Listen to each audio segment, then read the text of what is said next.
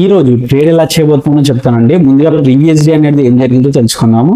Previous day అనేది selling లో ఉండండి మార్కెట్ అనేది. ఇక్కడ సెల్ చేసిన వాళ్ళకు రీట్రేస్మెంట్ అనేది 50% అనేది వచ్చింది.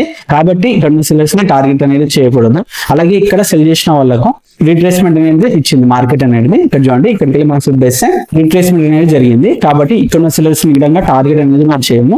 ఓన్లీ ఇక్కడ ఉన్న బయ్యర్స్ మాత్రమే మనం టార్గెట్ అనేది చేయాలి. ఒకవేళ గ్యాప్ డౌన్ కేసులో మనము సెల్లింగ్ సైడ్ అనేది ట్రేడ్ అనేది తీసుకుందాము. ఒకవేళ గ్యాప్ అప్ కేసులో మనము సెల్లింగ్ సైడ్ అనేది ట్రేడ్ అనేది తీసుకుందాము వీళ్ళని టార్గెట్ చేయడానికి. ఒకవేళ ఫ్లాట్ ఓపెనింగ్ ఏంది అనుకోండి, వీళ్ళకు 50% రీట్రేస్మెంట్ అనేది జరుగుతుంది. కాబట్టి మనం బయింగ్ సైడ్ అనేది ట్రేడ్ అనేది తీసుకుందాము.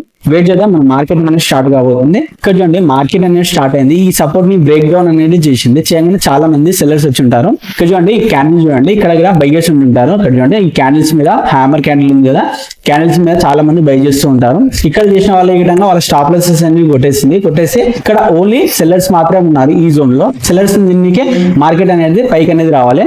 ఈ క్యాండిల్ లో సెల్లర్స్ వచ్చారు, ప్లస్ ఇక్కడ విక్ అనేది ఫామ్ అయింది. ఈ విక్ ఇక్కడ మార్కెట్ అనేది పైకి అనేది వెళ్ళాలి. చూద్దాం, ఒక గ్రీన్ కలర్ క్యాండిల్ చూసి మనం ఎంట్రీ అనేది ప్లాన్ చేద్దాం. ఇక్కడ చూడండి, ఒక గ్రీన్ కలర్ క్యాండిల్ అనేది ఫామ్ అయింది. నేను ఇక్కడ ఎంట్రీ అనేది ప్లాన్ అనేది చేస్తున్నాను.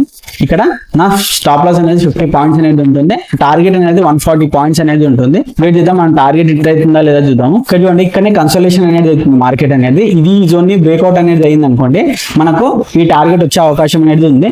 వెయిట్ చేద్దాం. ఇక్కడ చూడండి, నా టార్గెట్ అనేది హిట్ అయింది. ఇక్కడ ఆల్మోస్ట్ 140 పాయింట్స్ అనేది వచ్చింది. కాబట్టి నేను ఇక్కడ ఎగ్జిట్ అనేది అయిపోయాను. ఇలాంటి చార్ట్ ట్రేడింగ్ కాన్సెప్ట్ గురించి లైక్ చేసి సబ్స్క్రైబ్ చేయండి.